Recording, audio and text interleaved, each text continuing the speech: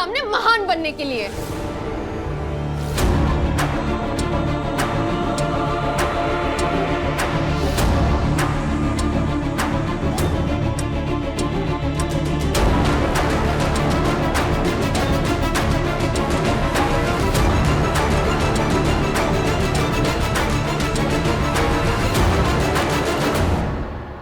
गुनगुन की नहीं तो कम से कम इस मेडल की ही इज्जत कर लो। नाटक है या नहीं ये हम नहीं जानते, बल्कि उसने वही किया जैसा हम चाहते थे, और इस बात के लिए हमें गुनगुन का एहसान मानना चाहिए।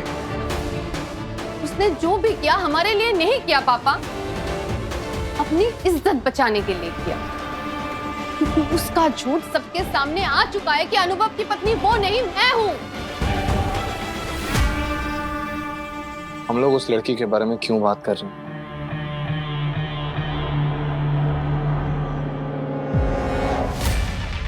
मैं चलता हूं। कहां जा रहा है? इंस्टीट्यूट, कुछ काम पेंडिंग है। अनुरोध,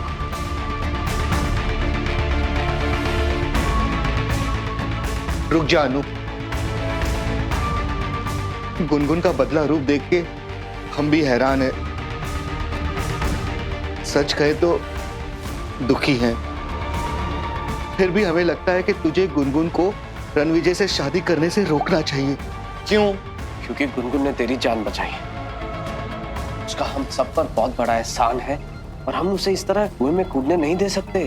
भैया, गुनगुन ने जो भी किया ना सिर्फ पॉपुलैरिटी के लिए किया, जो उसे मिल गई। अब उसे रणविजय के साथ खुश रहना है ना, तो रहने दीजिए। तो तू गुनगुन को भूल जाएगा? कोशिश तो कर रहा हूं। कहीं ऐसा ना हो आगे चल के आपको अपनी कोशिश और फैसले पे पछताना पड़े। फैसला मेरा नहीं, गुनगुन का है। वो एक ऐसे लड़के से शादी करने जा रही है जो मुझे मरवाना चाहता था। अगर वो सच में मुझसे प्यार करती ना तो वो उस लड़के का चेहरा तक नहीं देखती, लेकिन नहीं, वो उस लड़की से शादी कर रही है जिससे पता चलता है कि उसने मुझसे कभी प्यार किया ही नहीं। अनु, गुनगुन इतनी... चाचू प्लीज, भगवान के लिए बार बार उस लड़की का नाम मत लीजिए मेरे सामने। सिर्फ आकृति मेरी जिंदगी का सच है और मैं उसी को मानना चाहता हूं। आप भी जितना जल्दी ये एक्सेप्ट कर लें हमारे लिए बेहतर होगा।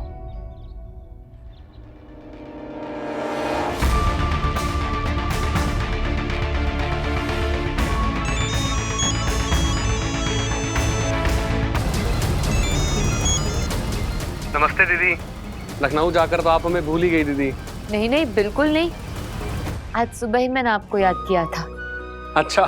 हाँ, मेरी शादी हो रही है। आप लोगों को इनविटेशन भेजूंगी, आइएगा जरूर। एक मिनट, आपकी शादी तो हो चुकी है ना दीदी? अच्छा अच्छा, आपके ससुराल वाले आपकी और अनु भैया की फिर से शादी करवाना चाहते होंगे।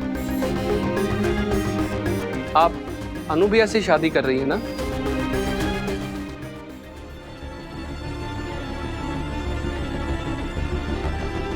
नहीं, मेरी अनुभव से शादी नहीं हुई थी।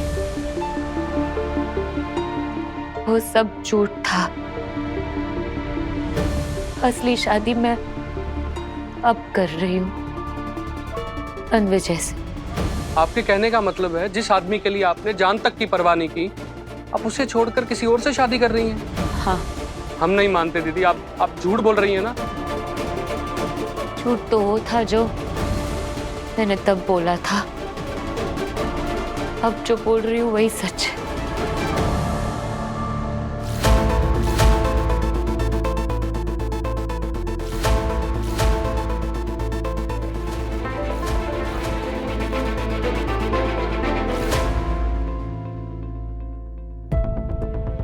एक भाई मिला था,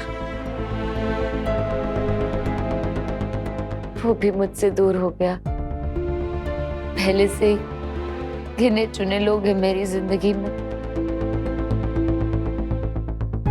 वो भी सब एक एक करके मुझसे दूर हो रहे हैं।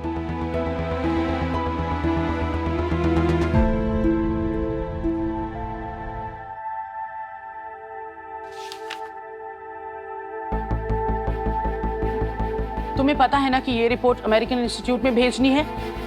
Yes ma'am. तो फिर इसमें इतनी सारी मिस्टेक्स कैसे हैं? किसी ने चेक नहीं की? अनुभव सर ने चेक की थी मैम रिपोर्ट्स। That's impossible. अनुभव की चेक की हुई हर रिपोर्ट हमेशा परफेक्ट होती है। ट्रस्ट मी मैम, मैंने खुद दी थी उन्हें ये चेक करने के लिए। बुलाओ उसे। प्लीज मैं कम इन मैम। Please come. ये क्या है अनुभव? तुम्हें लगता है कि ये रिपोर्ट हम इंटरनेशनल ऑर्गेनाइजेशन में भेज सकते हैं?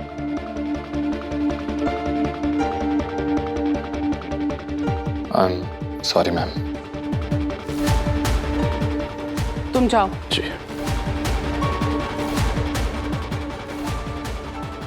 अनुभव, तुम हमारे इंस्टीट्यूट की सबसे काबिल साइंटिस्ट हो। तुमसे ये लापरवाही एक्सपेक्ट नहीं की थी मैंने। देखो, मैं जानती हूँ कि तुम्हारी लाइफ में बहुत प्रॉब्लम्स चल रही हैं, बट उसका असर तुम्हारे काम पे नहीं आना चाहिए। I am really sorry ma'am, ऐसा दोबारा नहीं होगा। नहीं अनुभव, जब तक तुम अपने आप को इस मैस से बाहर नहीं निकालोगे ना, ऐसी गलती बार बार होगी। मेरी मानो तो तुम गुनगुन को भूल जाओ और अपनी करियर पे फोकस करो, वही तुम्हारे लिए बेटर होगा। आप सही कह रही हैं मैम। मैं पूरी कोशिश करूंगा कि आपको दोबारा ऐसी शिकायत का मौका न दूं। लेकिन इमोशंस कोई स्विच तो है नहीं जिन्हें कभी भी ऑन या ऑफ किया जा सकता है। मुझे थोड़ा सा वक्त लगेगा सही होने में। प्लीज मुझे थोड़ा सा वक्त दे दीजिए। ठीक है, तुम जा सकते हो। Thank you ma'am.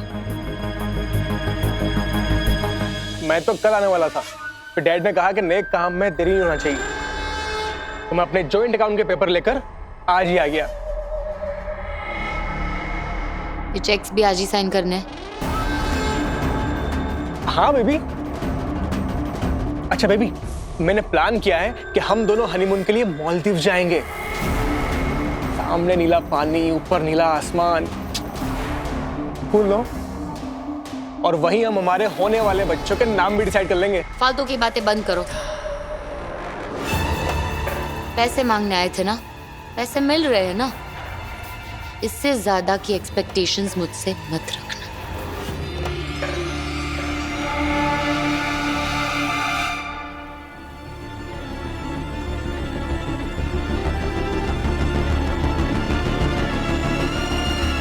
कॉन्ग्रेचुलेशंस। मुझे उम्मीद है अब से तुम्हारी लाइफ में कोई प्रॉब्लम नहीं आएगी।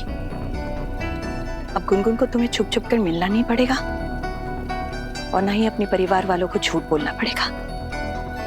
तुम, तुम्हारी वाइफ और तुम्हारी फैमिली, तुम सब साथ रहोगे, खुश रहोगे। लेकिन तुम्हारी इस खुशी की कीमत कोई और चुका रहा है। मतलब?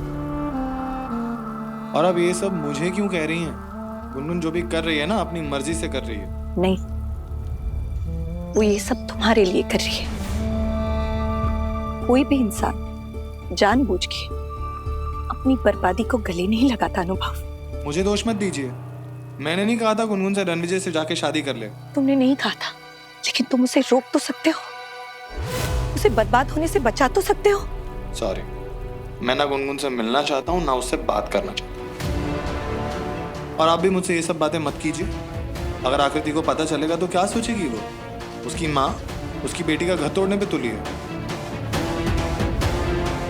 आकृति क्या सोचती है इससे मुझे कोई फर्क नहीं पड़ता। मैं पहले ही अपना सब कुछ हार चुकी हूँ। अब मेरे पास सिर्फ गुनगुन बची है और मैं उसे हारते हुए नहीं देखना चाहती। इसीलिए तुमसे रिक्वेस्ट कर रही हूँ, गुनगुन को रणविजय के चंगुल से बचा लो प्लीज। मैं कैसे बचा सकता हूँ? कोई इंसान अगर अनजाने में खतरे की तरफ बढ़ रहा हो तो उसे बचाया जा सकता है, लेकिन कोई जानबूझकर अगर अपने आप को बर्बाद करने पे तुला हो तो उसे कैसे बचाया जा सकता है? लेकिन उसे समझाने की कोशिश तो की जा सकती है ना। वो कोशिश आप कीजिए, मुझसे कोई उम्मीद मत रखिए, क्योंकि गुनगुन ने जो किया है उसके बाद से वो मेरी नजरों से गिर चुकी है। बर्बादी का रास्ता गुनगुन ने खुद चुना है अपने लिए। मैं कुछ नहीं कर सकता इसमें। तुम कर सकते हो अनुभव, तुम ही कर सकते हो। लेकिन मैं करना नहीं चाहता। गुनगुन मेरी जिंदगी का वो कड़वा सच है जिसे मैं भुला देना चाहता हूँ। मेरी जिम्मेदारियां और फर्ज आकृति के लिए है, गुनगुन के लिए नहीं। तुम इतने खुदगर्ज कैसे हो सकते हो अनुभव? ये मत बोलो कि तुम आज यहाँ जिंदा खड़े हो सिर्फ और सिर्फ गुनगुन की वजह से। और ये जिंदगी मौत से भी बदतर है, सिर्फ और सिर्फ गुनगुन की वजह से।